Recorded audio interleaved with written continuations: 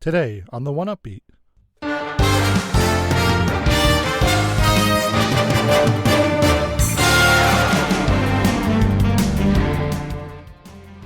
During a year with a load of high-quality games, we're going to highlight some of the best remakes this year.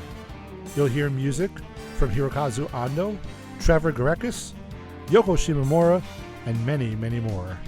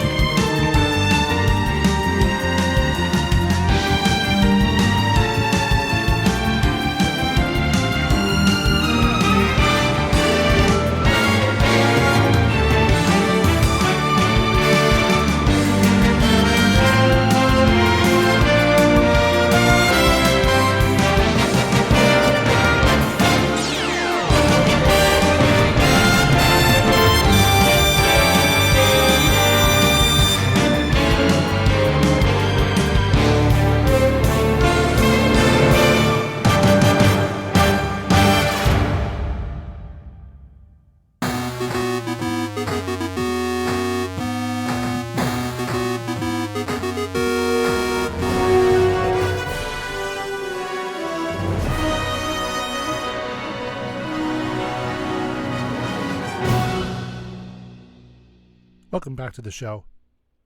2023 has been a pretty wild year for gaming. In an era where games normally come out very broken, take forever to make, and you usually get a lot less for more, this year was amazingly back-to-back with high-quality games. Among the large number of great new games, 2023 also saw a whole lot of remakes of old games that were of the highest quality. What's really interesting, and what we'll be going over today, is the extent of the remakes. Everything from minor changes and almost being a re-release to being a ground-up remake, almost reimagining of the original game. We're going to go through the highlights now in date order. There are definitely more than we'll cover on the show today, but I'm going to go over some of my favorites here. First on the list, coming out very early in the year, on January 27th, is the long-anticipated remake of the 2008 horror hit Dead Space. Without wasting your time on the basic facts of the game, the real interesting thing about this remake is twofold. First, the game was releasing around the same time as a similar game by the original creator of Dead Space, Glenn Schofield, now on his own. That other game was called the Callisto Protocol. This was during a time where this sort of thing happened a lot. A new entry in a long-running franchise comes out, and competing with it is another game that's basically the same thing in all but copyrighted name. That alternative was either the thing's original creator or very passionate fans who didn't like where a series was going and wanted to bring back the original style of the games themselves since the big company wasn't doing it. The other interesting thing is that everyone assumed that the Dead Space remake would be awful. I mean, EA is the worst, right? Leave it to Schofield instead with Callisto Protocol. This ended up being one of those cases where the original big company game ended up coming out better than the smaller made Return to Form game. On the score side, it was a pretty unique case as well. In addition to the fantastic original music by Jason Graves, Trevor Garekis wrote additional music to fill in the remake. It's a score that's a moody, creepy, really unnerving score, but actually has something to say. As someone who usually isn't into that genre, you know it's something good when I want to share it with you. So here are selections from Trevor Garekis' score to the 2023 remake of Dead Space.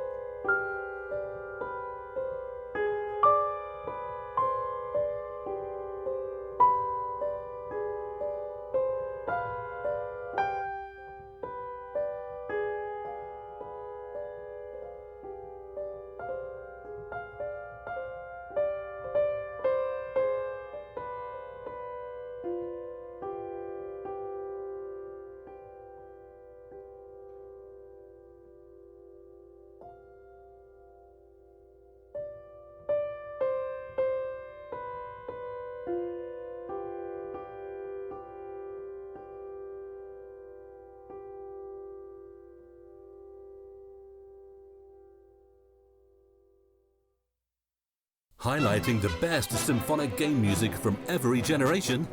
This is the 1UpBeat on Cinematic Sound Radio.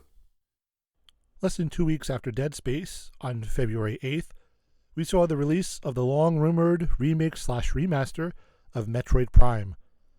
The 2002 GameCube classic, still considered one of the greatest games of all time, was the first game in the Metroid series in first person, and the first in 8 years since the Super Nintendo's Super Metroid, skipping the Nintendo 64 generation. As far back as 2017, when Metroid Prime 4 was announced, which still hasn't popped up at all in 2023, there have been rumors of a remake or port of the Metroid Prime trilogy on Switch. After the success of Metroid Dread in 2021, Metroid was more in the limelight than it had been in a long time. It became a great time to bring the Prime trilogy to the Nintendo Switch. What we ended up getting was more than most people thought it would be.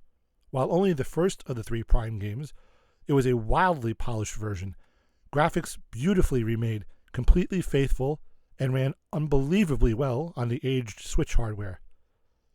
On the soundtrack end, compared to Dead Space, which was old music plus new music, Metroid Prime is all of its original music, but remastered to sound even better than it did before. For someone not intimately familiar with the original game, it might sound exactly the same, but it's what is so absolutely wonderful about this remaster, or remake, whatever you want to call it. It updates everything from graphics to music in such a way that it feels just like you remembered the game being, while updating it to match the technology of today. Frankly, if you ask me, every great remake does it that way. It updates things just subtly enough so that it matches what it felt like to play the game at the time without you realizing how much they've changed. We'll see a great example of this, but done in a slightly different way in the next segment. Here's remastered music from the Switch version of Metroid Prime, composed by Kenji Yamamoto.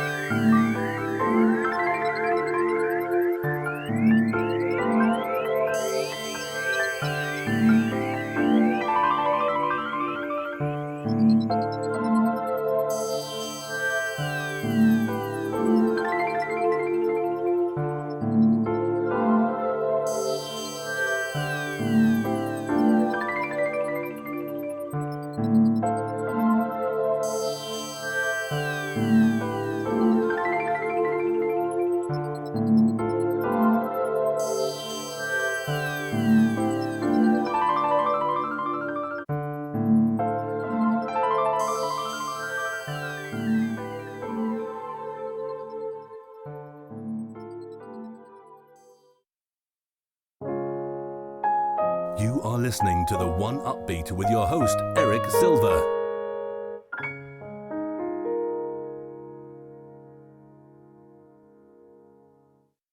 Going forward another month, this time March of 2023, we saw the release of Resident Evil 4's remake. Another interesting case of a game that people really didn't seem too excited about for a while, like Dead Space. Though in this case, it seemed like it was more unnecessary than Dead Space, which itself is interesting since Dead Space's original version was the newer game. The lack of interest in Resident Evil 4 being remade probably had more to do with the fact that it was a quote-unquote modern Resident Evil game, instead of the tank controls presented in the first 3 games that made them very approachable to new players, justifying remakes for those games. 4 had similar, more modern controls, and a similar control style to 5 and 6. I only hesitate to call RE4's style modern because the last 2 main series Resident Evil games have turned the series into a first-person horror game, so it is different in that regard. I mentioned in the previous segment that Metroid Prime did a fantastic job of feeling exactly the same as it did 20 years prior, while subtly updating graphics and sound, tricking you into thinking that they were that high quality back then. RE4 Remake does the same, only the game is much different than the 2005 original. Remade from the ground up, it has the same basic set pieces, but the controls, some layouts, and most other things are completely remade from the ground up. But it feels like what you remember Resident Evil being like when you first played it way back in 2005.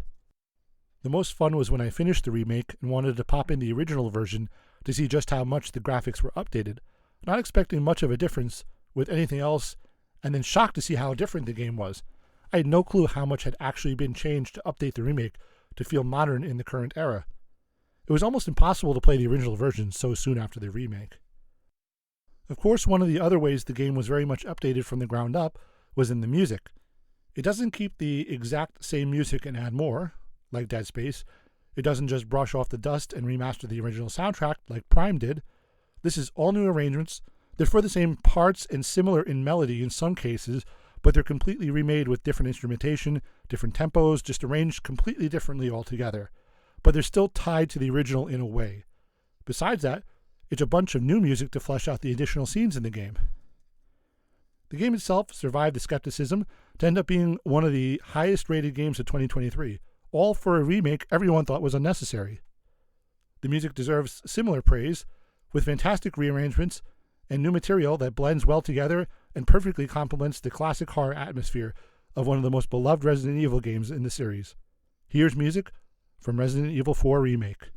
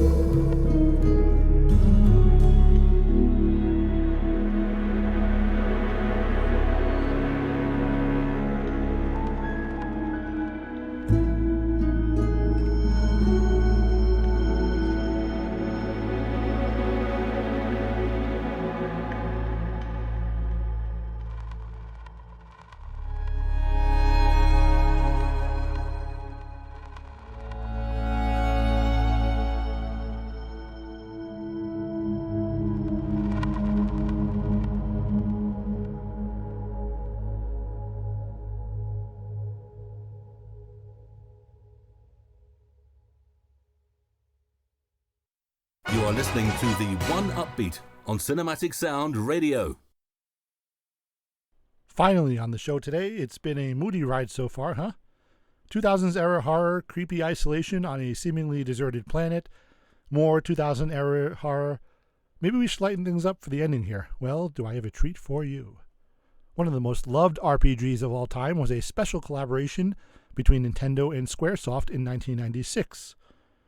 This was interestingly right before their famous falling out during the Nintendo 64 generation, where Square jumped ship and started making all their games for PlayStation. I'm of course talking about the legendary Super Mario RPG. There's not much to say about this original game that hasn't already been said, but fans were pleasantly surprised in June of 2023 with the announcement that a full remake was being made of the beloved classic, and that it would be coming in November of the same year.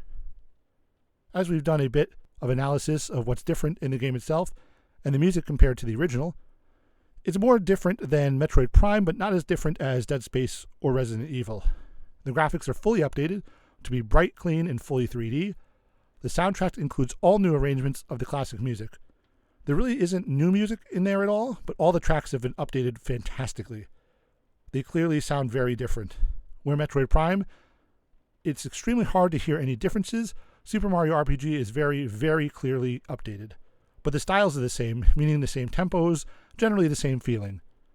You're not getting a virtuoso, overly artistic version of the battle theme or anything here.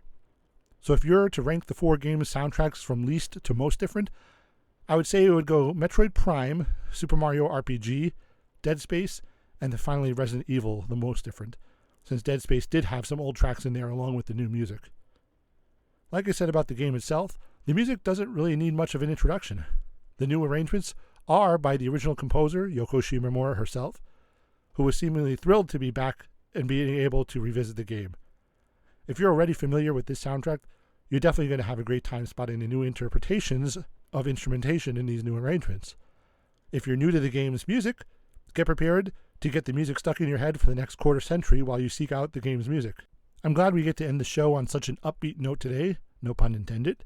And I'm even more glad to have had you here for this review of the year's best remakes. We're going to play selections from Yoko Shimomura's rearranged Super Mario RPG soundtrack in a moment, but I'd first like to thank you for tuning in today, and I hope you'll join me again for the next episode. This has been the 1UpBeat, and I have been Eric Silver. See you soon.